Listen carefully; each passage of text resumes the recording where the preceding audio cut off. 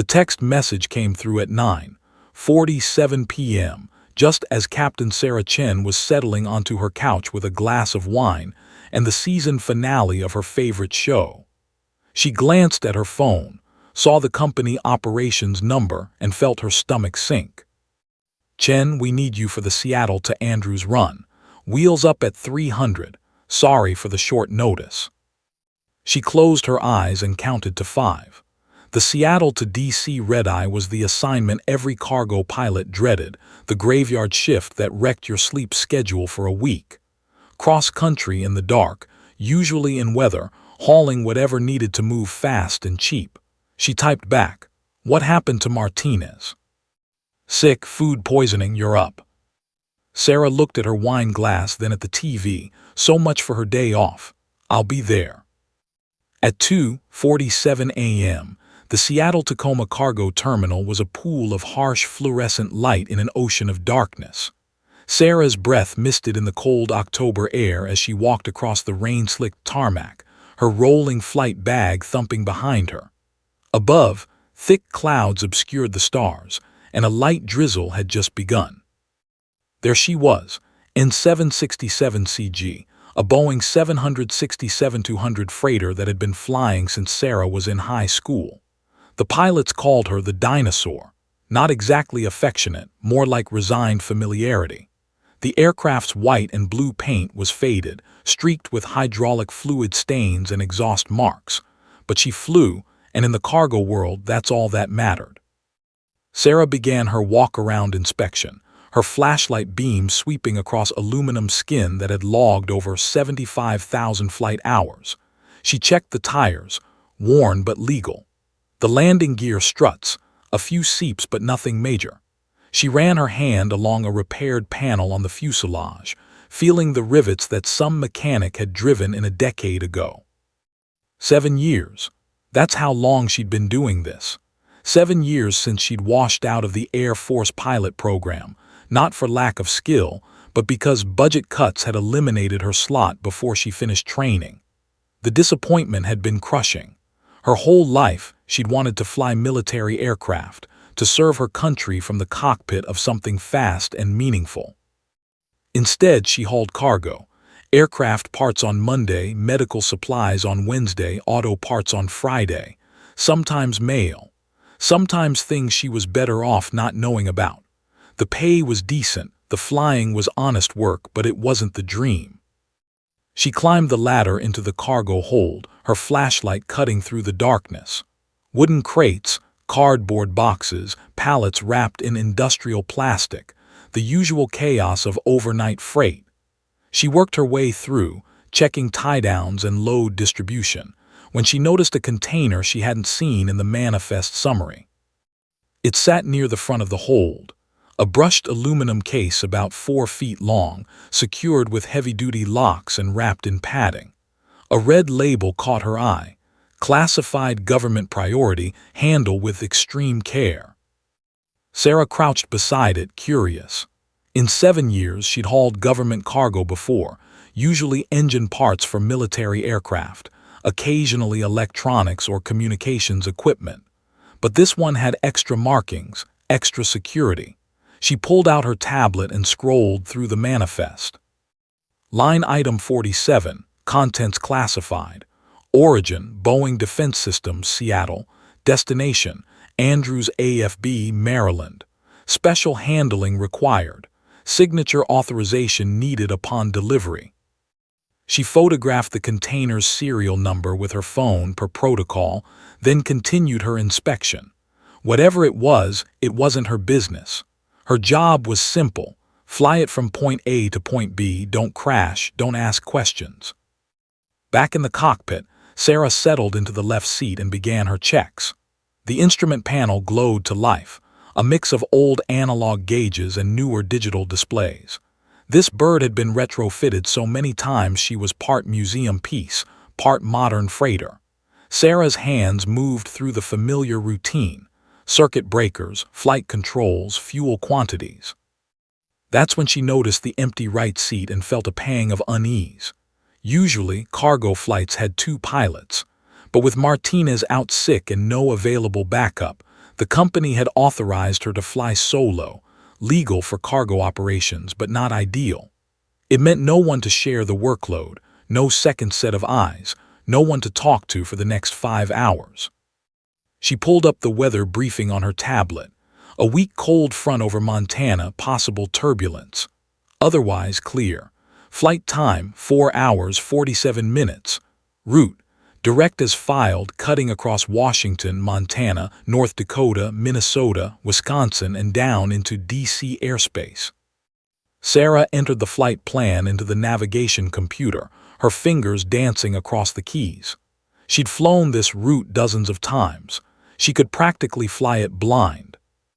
The fuel truck pulled up, and she supervised the refueling. 42,000 pounds of Jete, enough for the crossing plus reserves.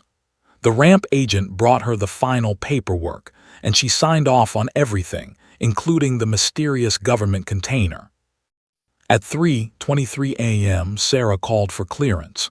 Seattle clearance, cargo 2847, ready to copy.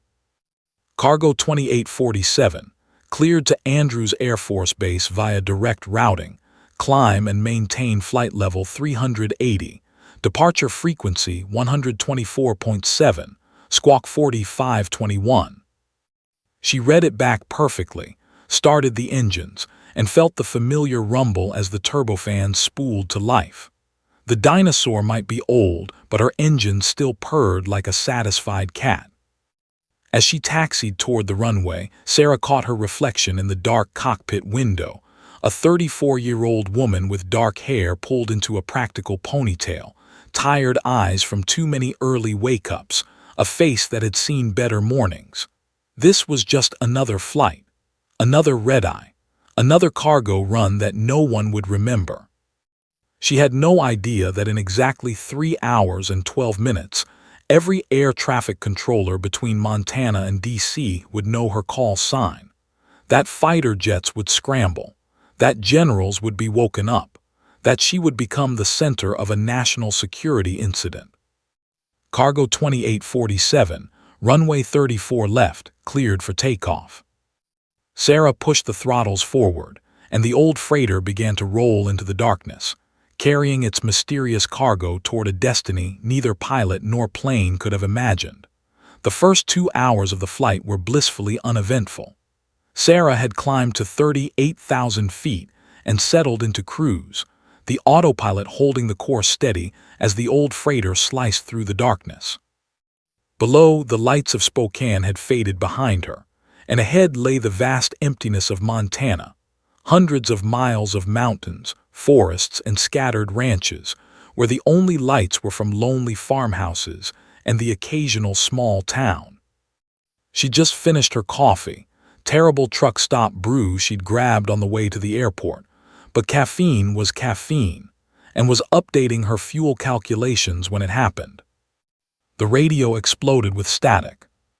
The sound was so loud, so sudden, that Sarah yelped and ripped her headset off, her ears ringing. The screeching continued, emanating from the overhead speaker, a horrible, grinding electronic shriek like metal tearing through metal.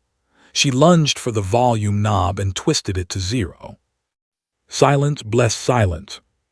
What the hell, she muttered, her heart hammering. She put her headset back on cautiously and tried the primary radio. Denver Center, cargo 2847, radio check.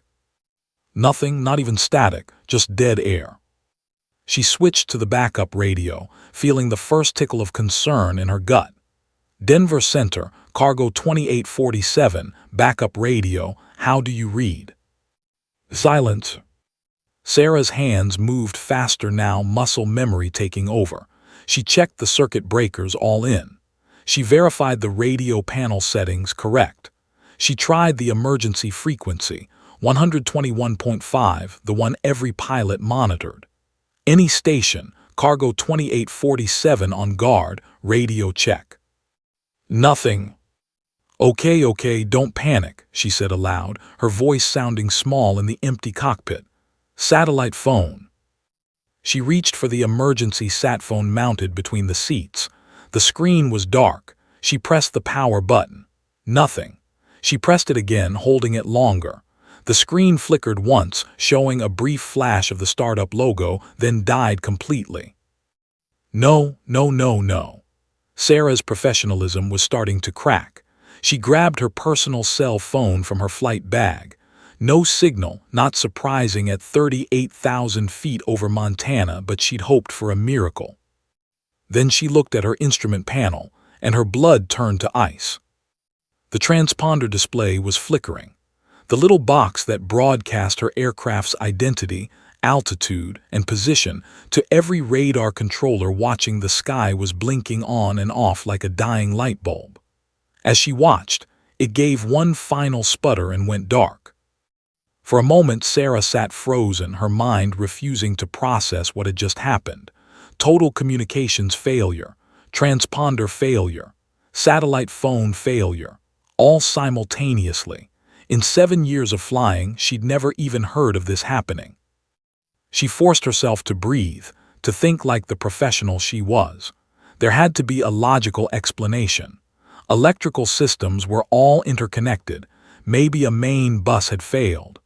She pulled out the emergency checklist, her fingers trembling slightly as she flipped to the electrical failures section. Step 1, identify failed system, she read aloud. All of them, great. Step 2, check circuit breakers and reset if necessary. She'd already done that. Step 3, if problem persists, squawk 7600 for radio failure. She laughed bitterly. Squawk 7600. Her transponder was dead. She couldn't squawk anything. That's when the horrible reality of her situation began to sink in. She was invisible, flying a 200-ton aircraft loaded with classified government cargo across American airspace, and as far as air traffic control knew, she had simply vanished from the sky. Sarah's hands were shaking now as she checked her navigation display. Her flight plan stretched across the screen in a magenta line, and she was precisely on course. That was good. At least she knew where she was. But then her eyes caught something that made her stomach plummet. 37 miles ahead, her course would take her directly over a small notation on the chart. MALMSTROM AFB, restricted airspace. Malmstrom Air Force Base, one of 3 ICBM bases in the United States, home to 150 Minuteman III nuclear missiles buried in silos scattered across Montana, the kind of place that didn't take kindly to unidentified aircraft. "Oh God," Sarah whispered. She zoomed in on the chart. The restricted airspace was a 30-mile radius around the base. She could avoid it, barely, if she turned 15 degrees right immediately. But that would take her off her filed flight plan. Controllers would see her deviation on radar, except they couldn't see her at all because her transponder was dead. She was damned if she did, damned if she didn't. What Sarah couldn't know, was that 1,200 miles away, in a darkened room at the Denver Air Route Traffic Control Center, a controller named Marcus Webb was staring at his radar screen with growing alarm. "Where'd cargo 2847 go?" he muttered, tapping his screen. The data block, the little tag showing the aircraft's call sign, altitude, and speed, had simply disappeared. His supervisor, a veteran controller named Helen Rodriguez, leaned over his shoulder. "Transponder failure." "Maybe, but I'm not getting any response on radio either. I've been calling for 2 minutes." Helen felt her pulse quicken. A transponder failure was unusual but manageable. A transponder failure combined with radio silence was concerning. She picked up the phone to the watch supervisor. "We've got a situation. Cargo flight 767 disappeared from radar. No comms. Last known position." She checked the screen. "Heading direct for Malmstrom AFB restricted airspace.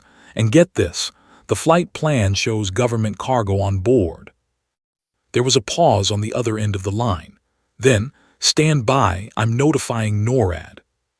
Back in the cockpit, Sarah made her decision.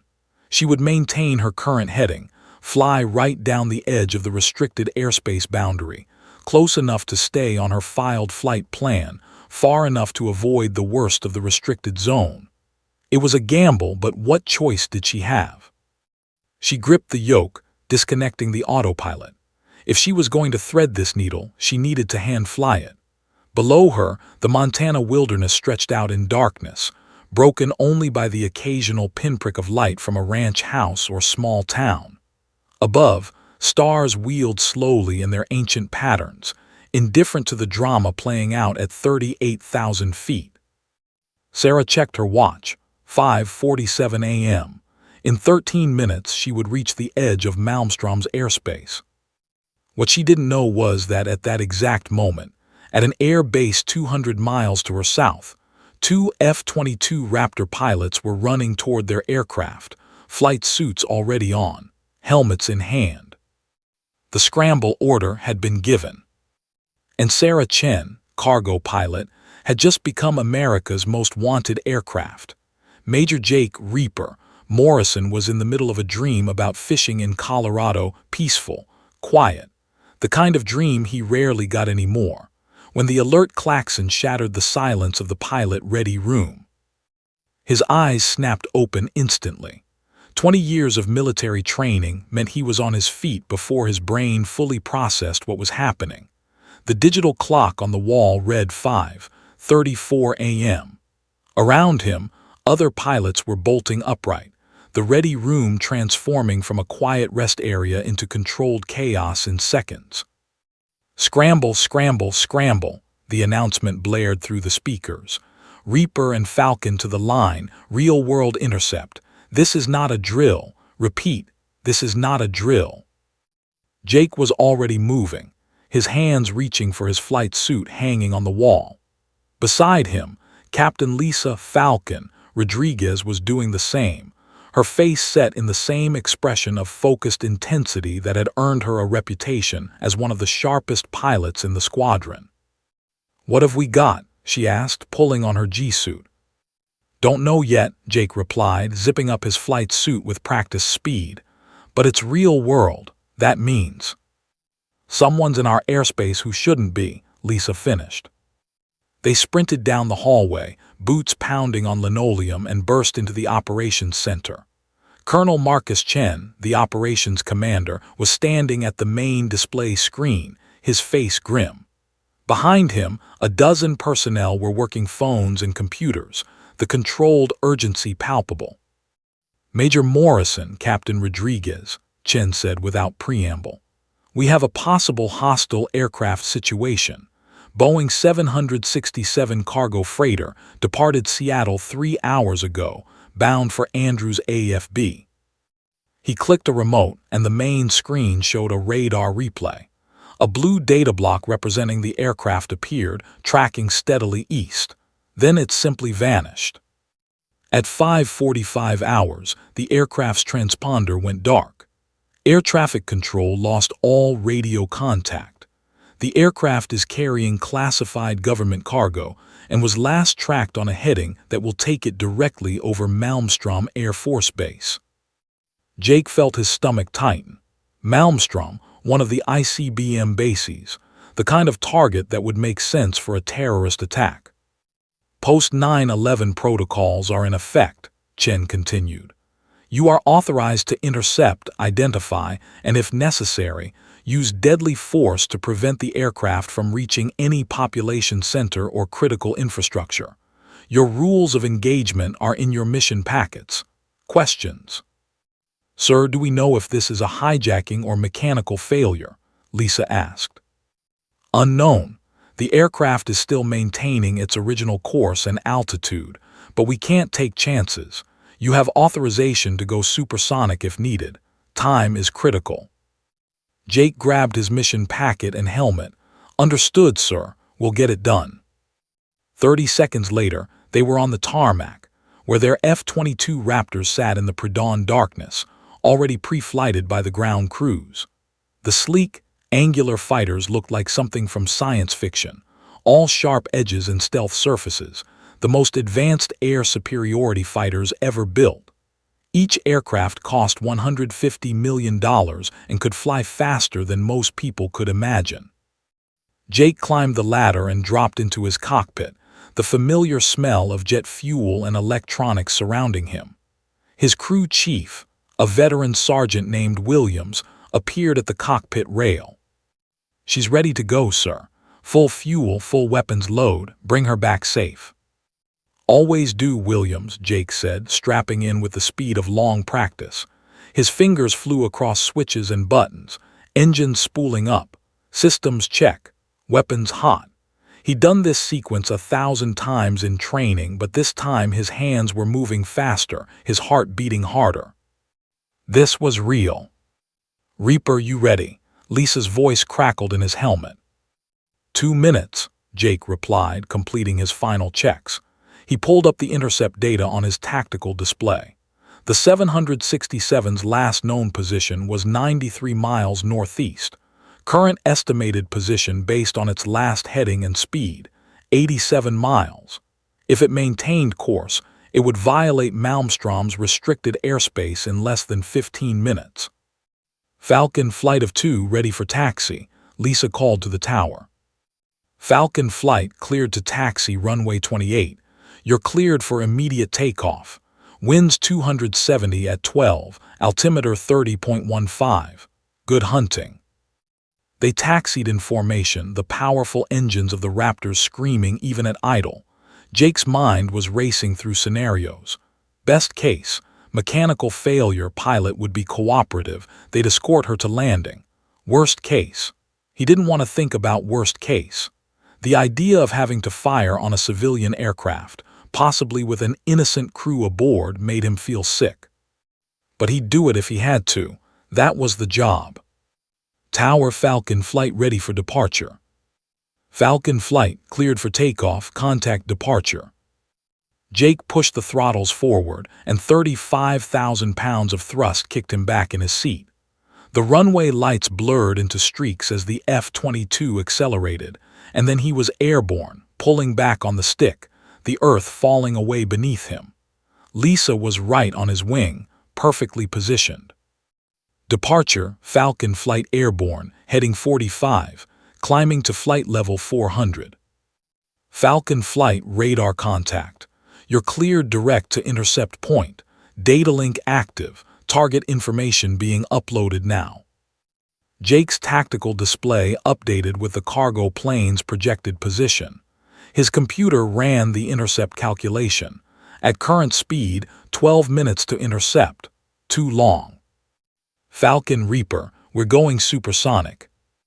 "Copy that, Reaper, going hot." Jake pushed the throttles into afterburner.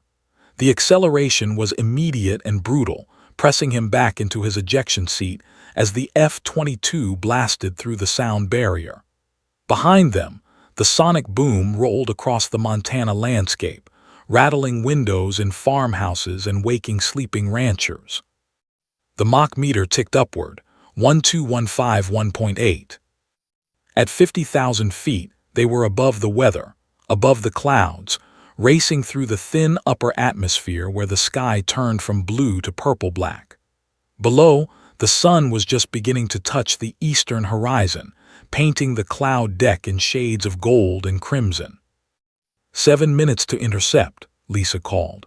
"Target should be at our 11 o'clock, 40 miles, descending through our altitude." Jake's radar was searching, scanning. Modern airliners were big targets, easy to find even without a transponder. There. A solid return, exactly where it should be. "Tally target," he called. 11 o'clock, 38 miles. Falcon, confirm." "Confirmed, I've got him." They began their descent, pulling the throttles back, bleeding off speed. The intercept had to be done carefully. You couldn't just blast up to a civilian aircraft at supersonic speed. You had to approach smoothly, non-threateningly, even though you were flying a fighter jet capable of killing the target in a heartbeat. "Reaper, this is Huntress," the NORAD controller's voice came through his headset. "Target remains on course. No deviation, no communication. You are cleared to close and attempt visual identification. Weapons hold unless you receive updated authorization." Huntress, Reaper copies. Weapons hold, closing for visual ID. Jake's heart was pounding now. In 2 minutes he would see the aircraft, see if it was flying normally or erratically, see if there were signs of distress or hostile intent, see the face of whoever was at the controls. And depending on what he saw, this situation would either de-escalate into a simple escort mission, or escalate into something he'd have nightmares about for the rest of his life. Falcon split formation. You take high cover, I'll take the close approach. Copy. Reaper going high. Lisa's F-22 climbed away, positioning herself 5,000 feet above the intercept altitude, a guardian angel with missiles and cannon, ready to act if things went wrong. Jake continued his approach, throttling back to subsonic speed. The radar return was growing larger. 5 miles, 4 miles, 3 miles.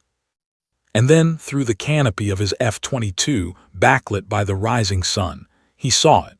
A white and blue Boeing 767, flying straight and level, looking perfectly normal except for one critical detail. It was a ghost, no transponder, no radio, silent as death, carrying classified cargo toward the heart of America. Jake pulled alongside, close enough to see every rivet, every panel, every smudge of hydraulic fluid on the freighter's fuselage. And in the cockpit window, a figure turned toward him. Their eyes met across 20 feet of empty sky. The intercept had begun. Sarah's hand was buried in the electrical panel behind the co-pilot's seat, tracing wires with her flashlight, when a shadow fell across her instruments. At first her brain didn't process it.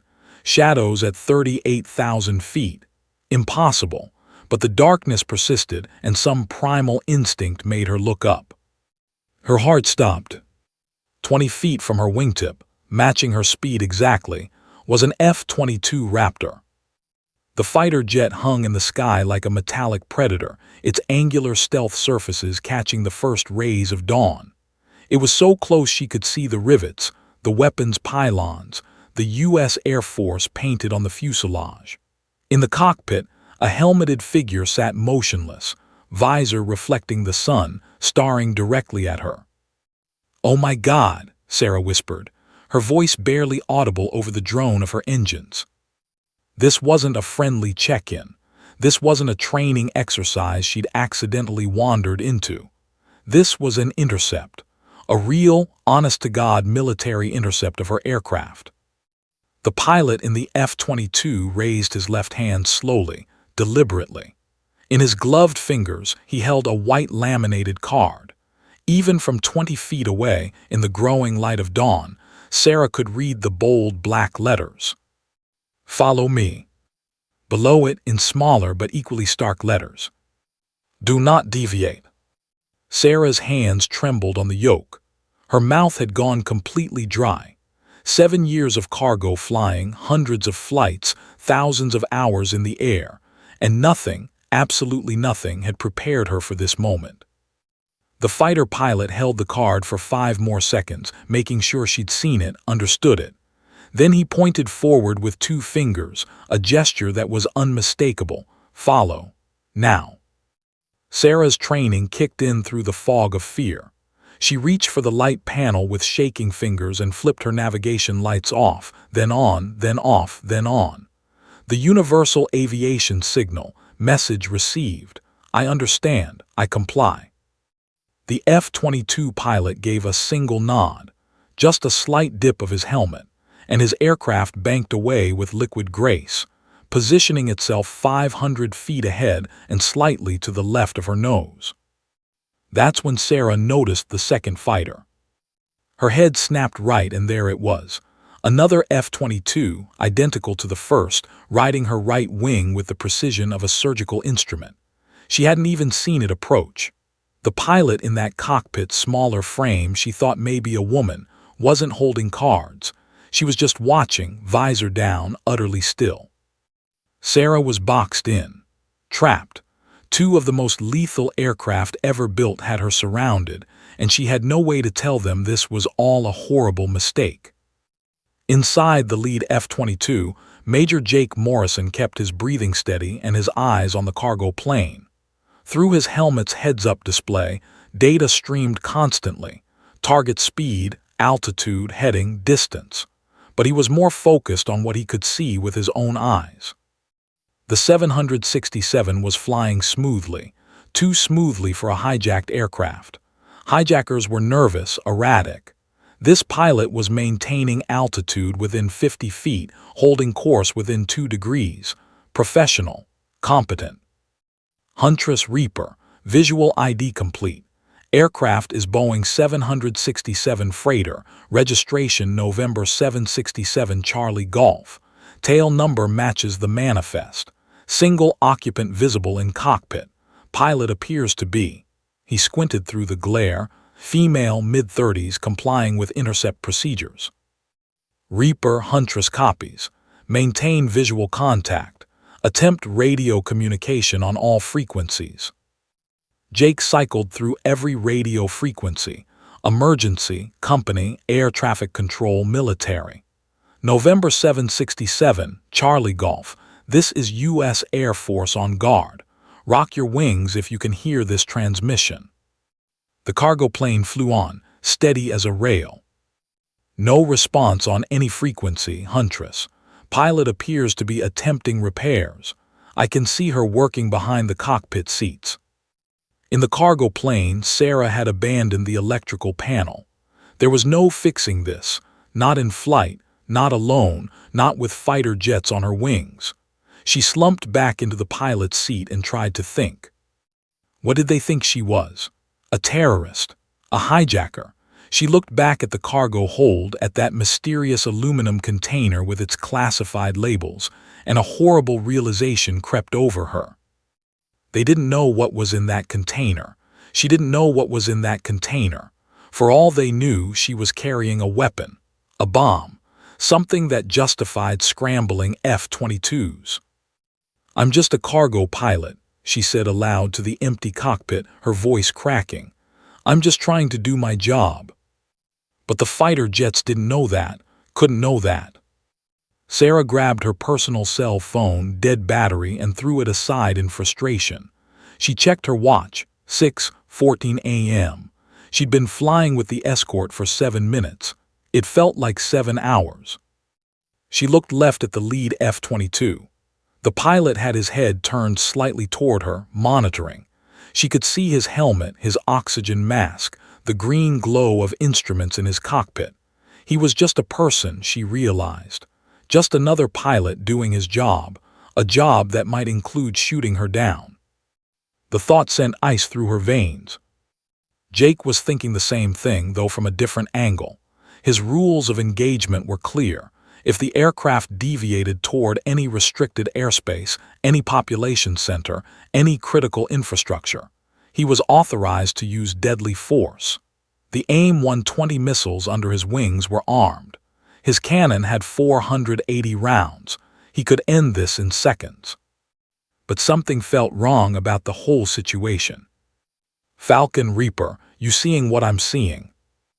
"Affirmative," Lisa replied from her position above.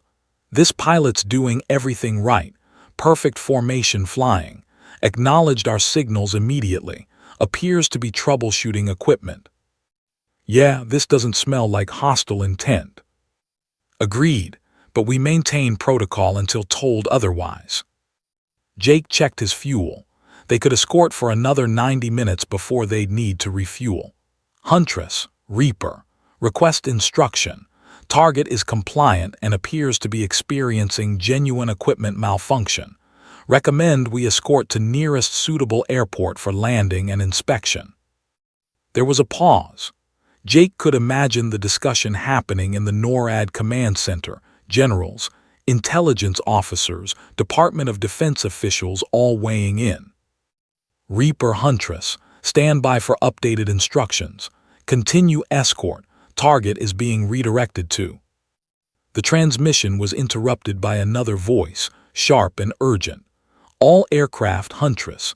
Be advised, we're receiving a possible radio transmission from target aircraft via commercial phone patch. Stand by." Sarah had given up on the electrical systems and was now frantically digging through her flight bag. There had to be something, some way to communicate.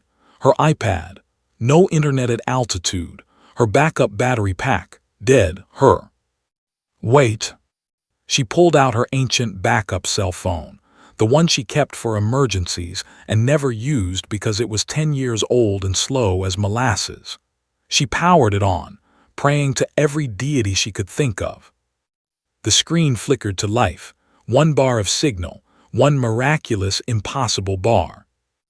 Her fingers trembled so badly she could barely dial. The number for her company's emergency operations center. She'd memorized it years ago but never used it. Please work. Please, please work. It rang once, twice. Operations, this is. This is Captain Sarah CHEN, Flight 2847, she screamed into the phone. I have complete electrical failure. I am under military escort. They think I'm a threat, but I'm not. You need to tell them. Captain Chen, please slow down and... There's no time. Sarah's voice was raw with desperation. My transponder is dead. My radios are dead. I'm carrying classified cargo and I have 2 F-22s on my wings, and if you don't tell air traffic control, tell the military, tell someone that this is just equipment failure, they are going to shoot me down. Do you understand me? The phone crackled with static. Captain Chen, I understand. I'm notifying. The phone went dead, battery exhausted. Sarah stared at it, her whole body shaking. Had they heard enough? Had she gotten the message through, or had she just made her last phone call? She looked out at the F-22 on her left wing. The pilot's helmet turned toward her, and for a long moment they just stared at each other across the impossible divide of 20 feet and 2 completely different aircraft. In that moment, Sarah Chen and Jake Morrison were just 2 pilots, both scared in their own way, both hoping desperately that this situation would end without tragedy. Neither of them knew that the message had gotten through. Neither of them knew that everything was about to change. The phone call hit the Commercial Operations Center like a hand grenade. Dispatcher Tommy Vasquez stared at his headset for 2 full seconds after the line went dead, his brain trying to process what he just heard. Captain Chen, military escort, F-22s, shoot me down. He lunged for his supervisor's office, nearly ripping the door off its hinges. We have an emergency. Flight 2847 Chen, she's being intercepted by fighter jets. She says they think she's a threat, but it's just electrical failure. Within 60 seconds, the call was escalated to the company's crisis management team.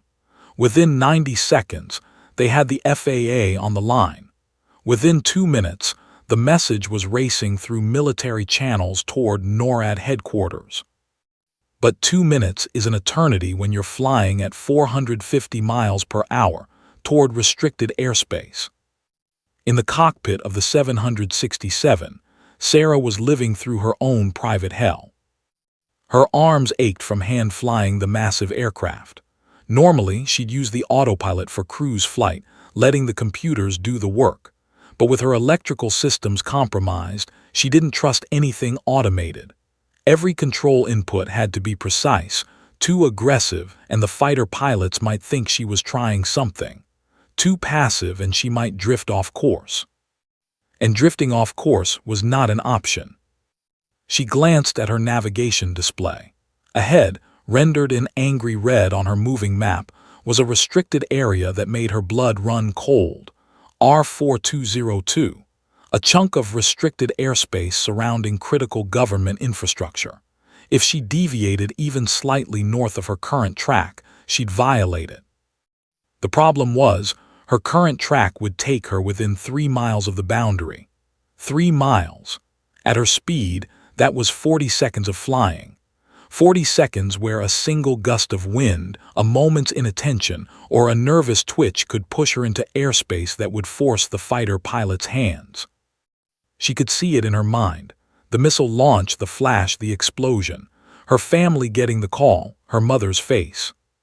Stop it, she hissed to herself. Focus, just fly the plane. Her hands gripped the yoke, white-knuckled. Sweat dripped into her eyes despite the cold cockpit air. Every muscle in her body was tense, screaming for relief, but she didn't dare relax even for a second. The F-22 on her left wing shifted slightly closer. Sarah's heart jumped into her throat. Was that a warning? Were they repositioning for an attack? In Jake's cockpit, he was dealing with his own crisis of doubt. Huntress Reaper, target is approaching R4202. Current course will take her within 3 miles of the boundary, if she deviates north even slightly. He didn't need to finish the sentence. Reaper Huntress, we copy. Stand by for updated intel. We're trying to confirm the pilot's phone call. Trying to confirm, Jake's voice rose slightly. Huntress, we need confirmation now. We're 4 minutes from a decision point. Understood, Reaper, working it. Jake looked across at the cargo plane. Through his canopy, he could see the pilot clearly now in the growing daylight. She was gripping the yoke with both hands, her body languid, screaming tension. Her head kept swiveling, checking instruments, checking the fighters, checking her course. She was hand-flying, a 767, in formation with fighters, for over 15 minutes now. That took skill, serious skill. Falcon, you seeing this? He called to Lisa. The hand-flying? Yeah. Reaper, this pilot knows what she's doing. Look at her altitude hold. She hasn't deviated more than 50 feet. Her heading's locked within 1 degree. That's not amateur flying. Jake made a decision. He rocked his wings gently. The aviation signal for "I see you, I'm here, we're okay." It was a small gesture, but maybe it would help. Maybe it would let that terrified pilot know that he wasn't eager to shoot her down, that he was hopping for this to end peacefully. In the 767, Sarah saw the wing rock and felt an unexpected surge of emotion. It was such a small thing, but it felt almost reassuring. Like the fighter pilot was saying, "I'm not your enemy. We're going to get through this." Or maybe she was reading way too much into a simple maneuver, because she was exhausted and terrified and desperately wanted to believe this would end well. Her navigation display updated. 2 minutes to the restricted airspace boundary. 2 minutes of flying the finest line she'd ever flown. The wind shifted. She felt it immediately, a slight push from the north trying to drift her right, toward the boundary. Her hands moved instinctively, making the correction, banking ever so slightly left. Too much and she'd alarm the fighters. Too little and the wind would push her into the red zone. "Come on, girl," she muttered to the old freighter. "Stay with me just a little longer." The F-22 on her right wing moved closer. Sarah's pulse spiked. She glanced over and saw the pilot, definitely a woman, she could tell now, pointing ahead and then making a level gesture with her hand. "Keep your heading. Stay steady." Sarah nodded vigorously, hoping they could see her through the cockpit glass. "I understand. I'm trying." Huntress Reaper, 1 minute to R4202. I need authorization guidance now. The radio crackled. Then, "Reaper Huntress, stand by. We have the watch commander on the line with." "I don't have time for standby. Huntress, the target is drifting toward restricted airspace. She's fighting wind. If she can't correct, I need to know right now what my authorization is." Jake's finger hovered near the weapons panel. He didn't want to do this. God, he didn't want to do this. But if that aircraft crossed into R4202, if it continued toward whatever critical asset was being protected there, he had his orders. Sarah saw the restricted airspace boundary on her display. 30 seconds. The wind was getting stronger, pushing harder. The old 767 was fighting her, the controls sluggish and heavy. Her arms were screaming, her shoulders burning. "Stay out, stay out, stay out," she chanted, making tiny corrections, fighting for every foot of lateral distance. 20 seconds. In the NORAD command center, phones were ringing off the hook. A 3-star general was on one line with the FAA, a colonel was on another with the cargo company, and a captain was frantically typing commands into the datalink system. Confirm that call came from Captain Sarah Chen, the pilot of record, the general barked. Confirmed, sir. Voice analysis matches her employment records. Company confirms she's a 7-year veteran, spotless record, no red flags. Flight plan. Filed and approved yesterday. No deviations until the transponder failure. Cargo manifest. Standard freight plus 1 classified container, properly authorized and documented. The general looked at the radar display showing the 767 approaching the restricted zone. Get me Reaper, now. 10 seconds. Sarah's world had narrowed to the yoke in her hands, the boundary line on her display, the fighters on her wings. Nothing else existed. Not her fatigue, not her fear, not anything except keeping this aircraft exactly where it needed to be. 5 seconds. Reaper Huntress. The transmission was sharp, urgent. Updated authorization received. Target is not hostile. Repeat, target is not hostile. Confirmed equipment malfunction. Continue escort but weapons hold unless you observe overtly hostile action. Do you copy?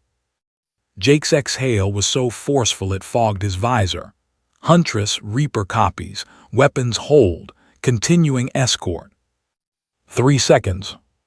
Sarah flew past the restricted airspace boundary with exactly 2.7 miles of clearance, closer than she'd ever want to cut it, but enough. As soon as the red zone fell behind her on the display, her entire body sagged with relief. She'd made it, she was still alive. But her ordeal wasn't over, not by a long shot. Falcon Reaper, Jake called to Lisa. Target has cleared R4202. She's all ours now. Let's bring her home. Copy that, Reaper. Where are we taking her? Jake checked his tactical display, scrolling through nearby airports. Yeager Airport, Charleston, West Virginia. It's got a long enough runway, and it's got facilities to handle this situation properly. He pulled his F-22 back alongside the 767, close enough for the pilot to see him clearly. He made a deliberate motion, pointing at his own aircraft, then ahead, then making a following gesture. We're going to guide you. Trust me. Sarah nodded again, more vigorously this time. Tears were streaming down her face now, relief, exhaustion, fear, all mixed together. She didn't try to wipe them away. She just kept flying. Huntress Reaper. Request clearance to divert target aircraft to Yeager Airport, Charleston.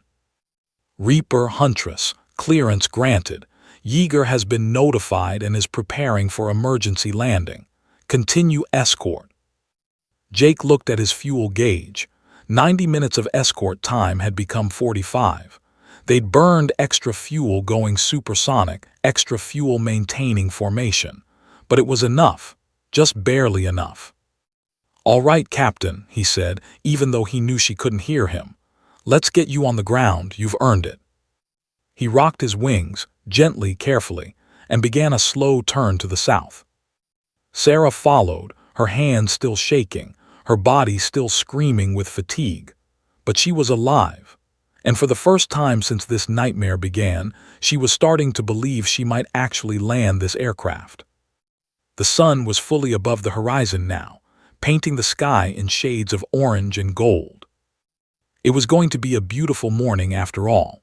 The turn southward toward Charleston felt like crossing an invisible threshold. Sarah had survived the worst of it, the intercept, the restricted airspace, the moment when she was certain her life was about to end in a flash of missile fire. But as the adrenaline began to ebb, reality crept in with cold, merciless clarity. She still had to land this aircraft.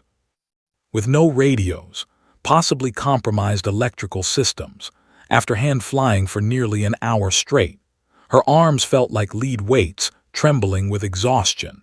Every small correction to hold altitude sent jolts of pain through her shoulders. She'd been operating on pure survival instinct, but now that the immediate crisis had passed, her body was sending urgent messages. You can't keep doing this. But she had to, for at least another 40 minutes. Just get to Charleston, she whispered, her voice hoarse. one step at a time. The F-22 on her left wing shifted position, and Sarah watched as the pilot made a slow, deliberate gesture, thumbs up.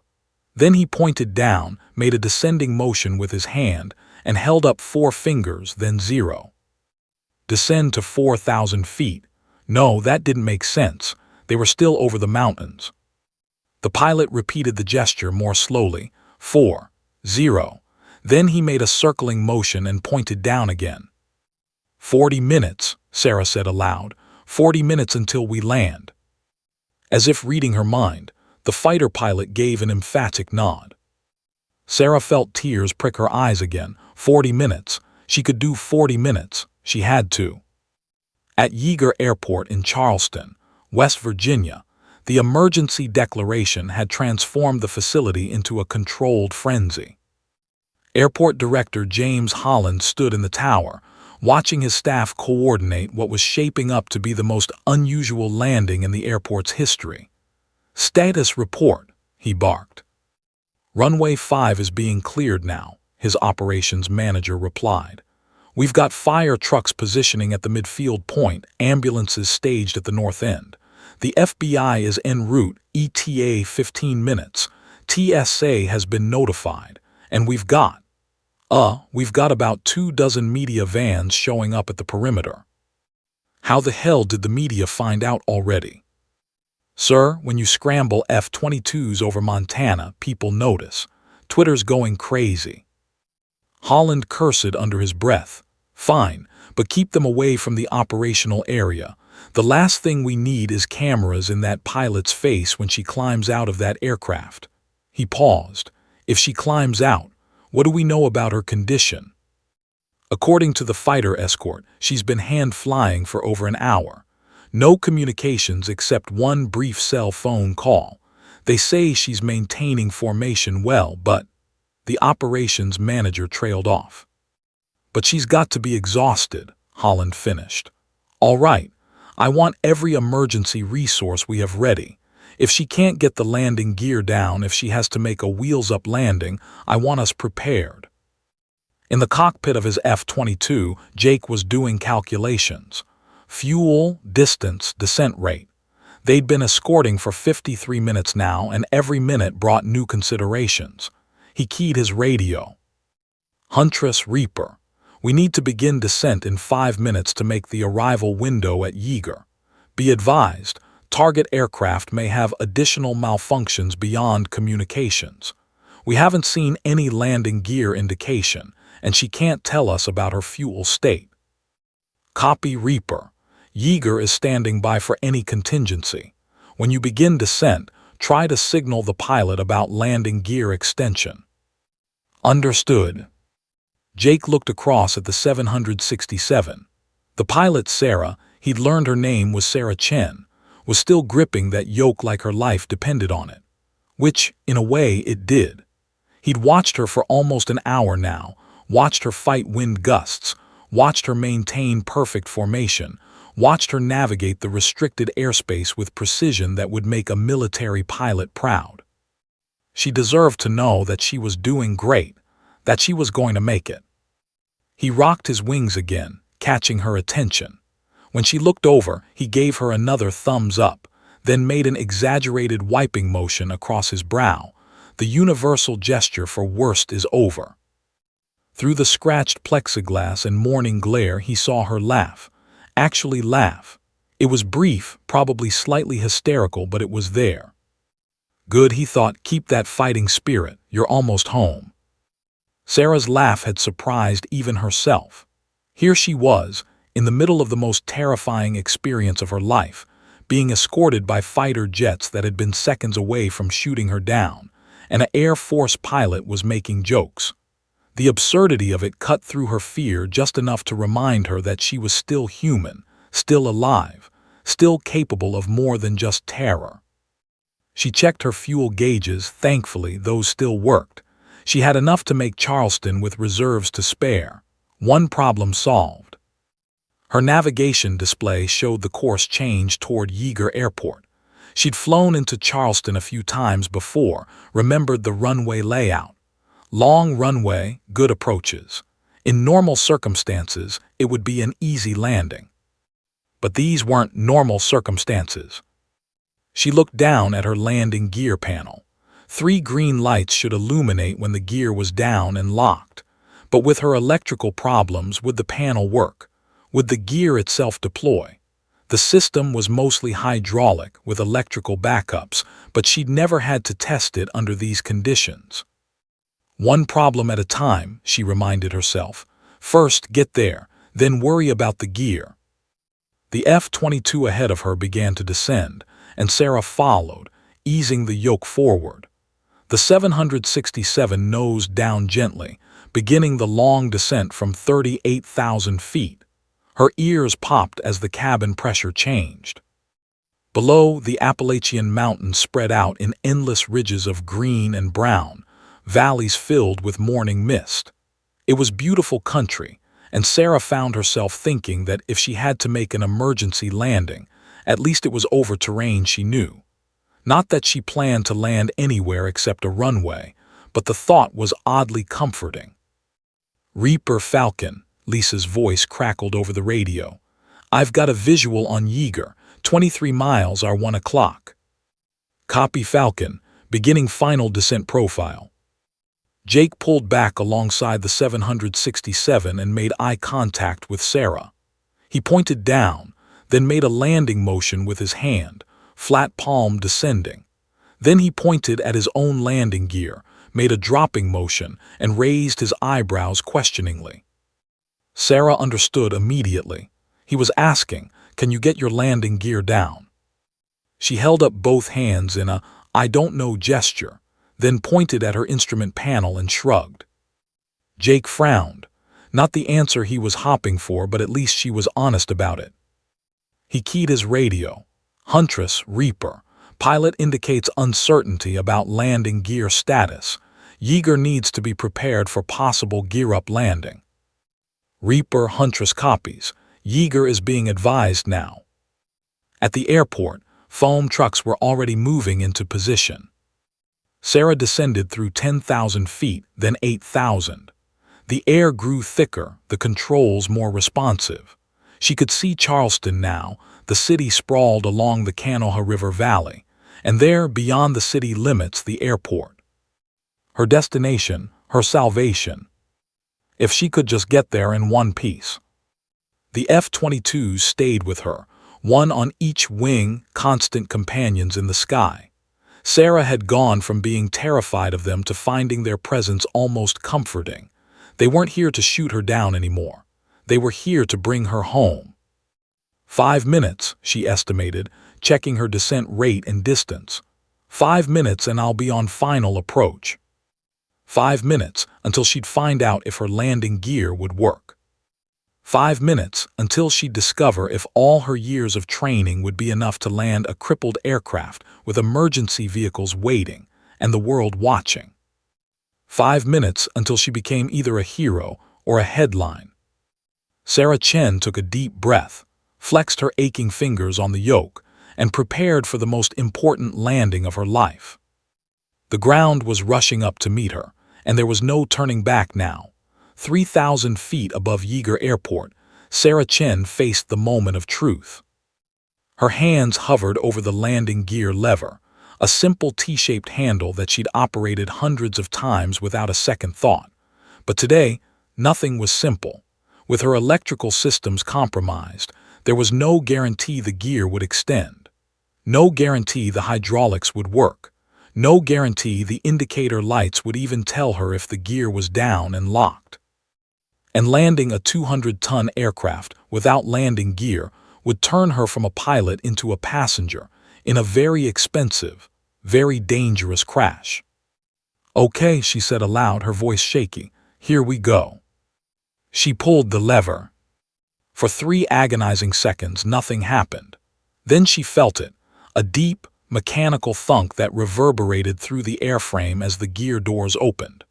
The nose gear dropped first, then the main gear, the familiar rumble and vibration telling her that at least mechanically, things were working. But the instrument panel remained dark, no green lights, no indication. No, no, no, Sarah breathed, staring at the blank indicators. Did the lights fail or did the gear fail? She had no way of knowing. She looked out her side window, craning her neck to see the wing. The main landing gear should be visible from her position if it was fully extended. She could see the gear door hanging open, could see the top of the gear strut, but couldn't tell if it was locked in position. The F-22 on her right wing suddenly dove away and repositioned itself below and behind her. Through her mirror, Sarah watched as the fighter pulled up alongside her belly, the pilot looking up at her landing gear. Jake's voice was calm and professional in his helmet. Huntress, Reaper performing visual inspection of target's landing gear.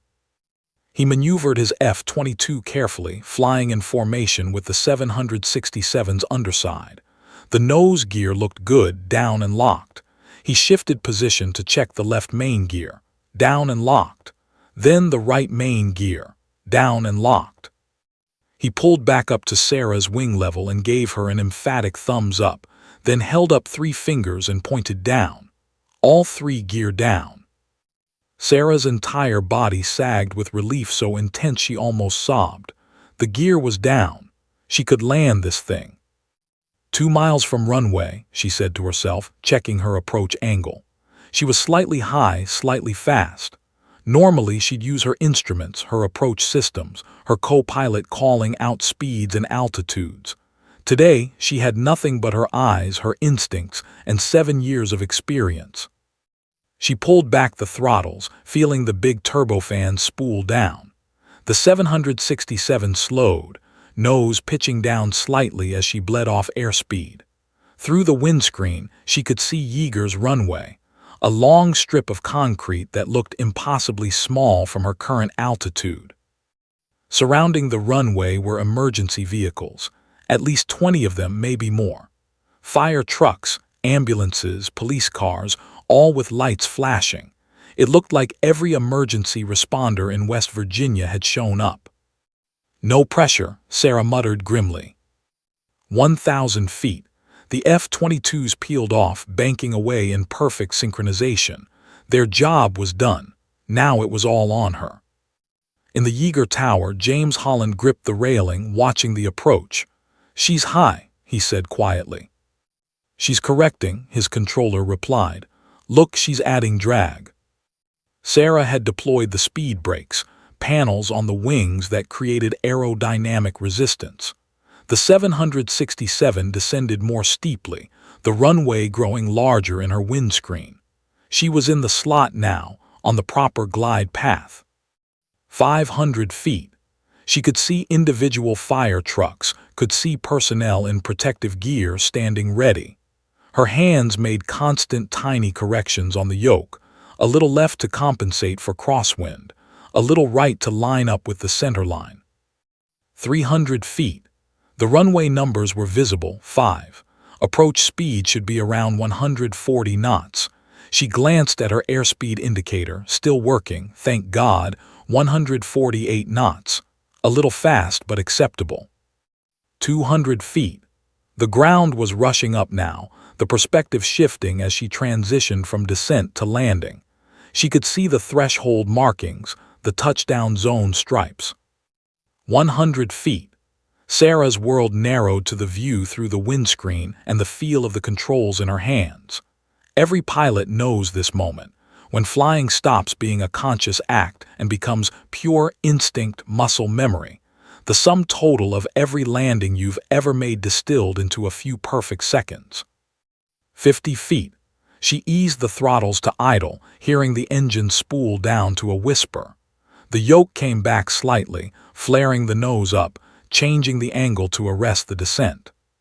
30 feet, 20. The main landing gear touched down with a chirp of rubber on concrete, not her smoothest landing ever, but far from her worst. Sarah pulled the throttles into reverse, and the engines roared as thrust reversers deployed, tons of force fighting their forward momentum. The nose gear settled onto the runway. Sarah stepped on the brakes, gently at first, testing them. They worked. She pressed harder, feeling the massive aircraft slow. 90 knots, 70, 50. The end of the runway was approaching. She had plenty of room, but her exhausted brain couldn't help calculating.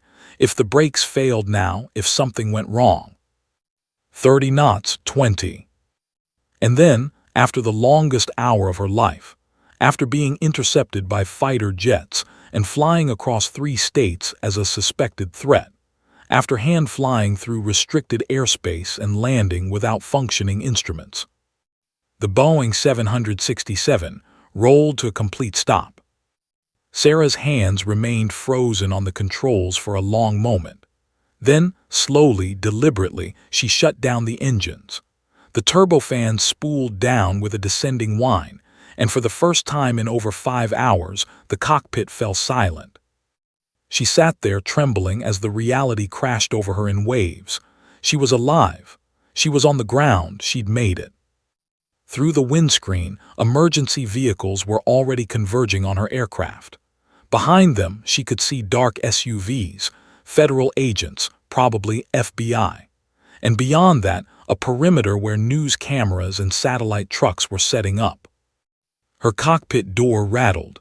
Someone was trying to open it from outside. Federal agents opened the door. Sarah's fingers fumbled with her seatbelt, her hands still shaking so badly she could barely work the buckle. She stood on legs that felt like rubber and staggered to the cockpit door, unlocking it. The door burst open and 3 men in tactical gear stormed in, weapons drawn but pointed down. Behind them, more agents, all wearing FBI windbreakers. "Captain Sarah Chen?" the lead agent asked. "Yes," Sarah croaked, her voice barely above a whisper. "Are you injured? Is anyone else on board this aircraft?" "No, I'm not injured, and no, I'm alone, solo flight." The agent's weapon lowered completely. "Ma'am, we need you to come with us. We have a lot of questions about what happened up there." Sarah nodded numbly. As the agents escorted her toward the door, she glanced back at the cockpit, at the dead instrument panels, the yoke she'd gripped for so long, the captain's seat she'd occupied through the longest hour of her life. "Can I?" she started, then stopped. "Never mind." "What is it, ma'am?" "I was going to ask for my flight bag, but I guess I won't be flying again anytime soon, will I?" The agent's expression softened slightly. "Ma'am, from what I've been hearing on the radio, you just flew better than most pilots could ever dream of. Let's get you checked out, get your statement, and then we'll figure out the rest." As Sarah descended the ladder, her legs nearly gave out. An EMT caught her arm, steadying her. "Easy there, Captain. We've got you." Sarah looked up at the morning sky, where 2 contrails were visible. The F-22s climbing away, their mission complete. She wondered if she'd ever see those pilots again, ever get to thank them for not shooting her down, for guiding her home. "Captain Chen," a woman in an FBI jacket approached. "I'm Special Agent Morrison. I know you've been through a lot, but we need to start the debriefing." Morrison, Sarah's tired brain made the connection. Any relation to, there was a fighter pilot. "My brother," the agent said with a slight smile. "He called me 10 minutes ago, said to tell you that was some of the best flying he's ever seen." She paused. "He also said you've got guts of steel, and he hopes he never has to intercept you again." Despite everything, the fear, the exhaustion, the trauma, Sarah laughed. It came out slightly hysterical, but it felt good. "Tell him," Sarah said, "that the feeling is mutual." As they led her toward the waiting vehicles, past the fire trucks and emergency responders, past the cameras and the chaos, Sarah Chen allowed herself one thought. She'd survived. And that was enough. For now, the debriefing room at Yeager Airport was designed for comfort, but Sarah barely noticed the cushioned chairs or the water bottles arranged on the table. She'd been sitting there for 6 hours, answering the same questions from different agencies in slightly different ways. FAA investigators wanted to know about the electrical failure. FBI agents asked about the classified cargo, which turned out to be prototype aircraft components, nothing sinister. NTSB officials documented every detail of her decision-making. Military intelligence confirmed her identity and security clearance. Through it all, Sarah answered in a voice that grew increasingly hoarse. Yes, she'd followed protocol.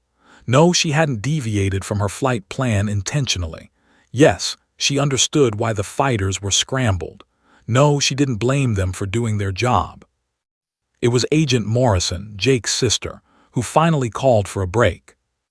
"Gentlemen, the captain has been flying for 5 hours and answering questions for 6 more. I think we can continue this tomorrow after she's had some rest." As the room cleared, Sarah slumped in her chair, utterly drained. Agent Morrison sat down across from her. "My brother wanted me to give you something," she said, pulling out her phone. She turned it to show Sarah a photo. It was a selfie taken from the cockpit of an F-22. Jake Morrison, helmet off, grinning at the camera. Behind him through the canopy, barely visible, was the tail of Sarah's 767. The caption read, "Best intercept I never want to do again. Respect." Sarah felt tears spring to her eyes for what felt like the 100th time that day. "He also said to tell you that if you ever want to grab a beer and swap flying stories, you've got a standing invitation." "I'd like that," Sarah whispered. The maintenance investigation took 3 weeks. Sarah spent that time grounded, not as punishment, but as standard procedure during an NTSB investigation. She occupied herself reading news articles about the cargo pilot who kept her cool at 38,000 feet, fielding interview requests, which she mostly declined, and trying to process the trauma of that morning. The nightmares came regularly. In them, she was always back in that cockpit, watching the F-22s close in, seeing the missile launch. She'd wake up gasping, her sheets soaked with sweat. Her therapist said it was normal, that it would take time. When the final NTSB report came out, it was simultaneously vindicating and terrifying. The electrical failure had been caused by a cascade malfunction in the power distribution unit, a known issue with aging 767 freighters that had somehow slipped through maintenance inspections. The report noted that 3 other aircraft in the fleet had the same vulnerable component and recommended immediate replacement across the industry. The final paragraph mentioned that Captain Chen's professional response, skilled airmanship, and clear-headed decision-making under extreme duress prevented what could have escalated into a tragic incident. Her actions are worthy of commendation. Sarah's company agreed. They presented her with a commendation and a safety award at a ceremony she found deeply uncomfortable. Standing in front of cameras and executives while they praised her felt wrong somehow. She'd just been doing her job, trying to survive. But it was the package that arrived 3 months later that truly moved her. There was no return address, just a postmark from an Air Force base in Montana. Inside was a carefully folded patch, the squadron emblem of the 27th Fighter Squadron. 2 F-22 Raptors crossed in flight, with the motto, "Anticipate and Meet." With it was a handwritten note on official Air Force letterhead. "Captain Chen, they train us to make split-second decisions, to trust our instincts, to separate threats from distressed aircraft. That morning over Montana, you made our job harder by being so damn professional. Most pilots would have panicked. You flew like one of us." This patch represents the 27th Fighter Squadron, the unit that intercepted you. We don't give these out lightly, but Falcon and I agreed. You earned it. You flew an aircraft with total systems failure, under military intercept, through restricted airspace, and stuck a landing that most of our guys couldn't have made. The beer invitation still stands. First round's on me. Respect. Major Jake Reaper Morrison. Captain Lisa Falcon Rodriguez. Sarah had the patch professionally framed. It hung in her home office now, next to her commercial pilot's license and a photo of her first solo flight. When she returned to flying 4 weeks after the incident, she requested the same route. Seattle to DC red-eye shift. Some people thought she was crazy for wanting to fly the same route where she'd nearly died. But Sarah understood what they didn't. She needed to prove to herself that she could do it, that one bad flight wouldn't define her career, that she was still a pilot. The first flight back was terrifying. Every radio crackle made her jump. Every electrical gauge drew her nervous attention. But she made it through, and the second flight was easier. The third, easier still. The incident changed the industry in ways Sarah never expected.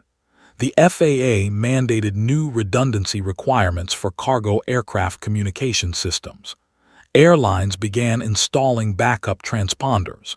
Intercept protocols were updated to include visual signals for equipment malfunction versus hostile intent.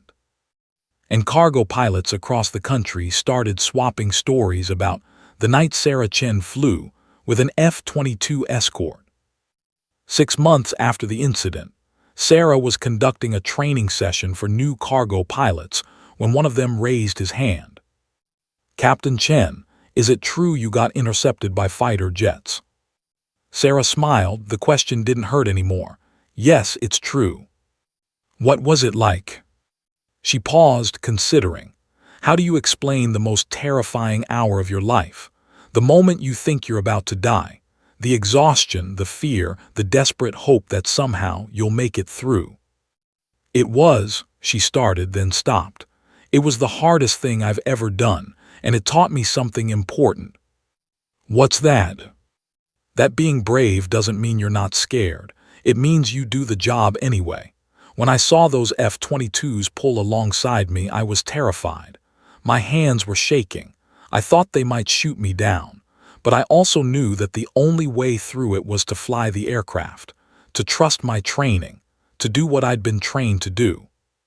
She gestured to the framed patch on her office wall. "Those fighter pilots, they were just doing their job too, protecting our country. And when they realized I wasn't a threat, they helped me get home safely. We were all just pilots that day, trying to do the right thing." The young pilot nodded slowly. "Do you ever wish it hadn't happened?" Sarah considered this. The nightmares had finally stopped last month. The therapy was helping. She no longer flinched when she saw military aircraft. "No," she said finally, "because it taught me what I'm capable of. It showed me that even when everything goes wrong, even when you're alone and scared and certain you won't make it, you can still choose to fight. You can still choose to fly." She smiled. "And besides, I got a pretty cool patch out of it." The class laughed, and Sarah felt something she hadn't felt in months: peace. That evening, as she drove home from the training center, her phone buzzed. A text from an unknown number. "Captain Chen, this is Jake Morrison. I'm going to be in your area next month for a conference. That beer offer still stands. Bring Falcon if she's around. She wants to meet you too. Reaper." Sarah pulled over and typed back, "I'd be honored. First rounds on me this time." She sat there for a moment, watching the sun set over the city, thinking about the strange path that had brought her here. She'd washed out of the Air Force, became a cargo pilot, nearly got shot down by the very aircraft she'd dreamed of flying. And somehow, through all of it, she'd found exactly where she was supposed to be. Sarah Chen would fly cargo for another 15 years before retiring to become a flight instructor. She would mentor hundreds of young pilots, and she would tell the story of Flight 2847 exactly once to each new class. The story always ended the same way. "Remember," she would say, pointing to the F-22 patch on her wall, "every flight is a chance to prove what you're made of. Most of the time it's routine. But sometimes life throws you a curve ball, and when it does, you don't need to be fearless. You just need to be professional." She would pause, meeting the eyes of each student. "Fly the aircraft, trust your training, and never ever give up." The legend of Cargo 2847 would be told in pilot lounges and training rooms for decades. But for Sarah Chen, it was never about the legend. It was about the moment she discovered that she was stronger than she ever knew. And that was enough. The end.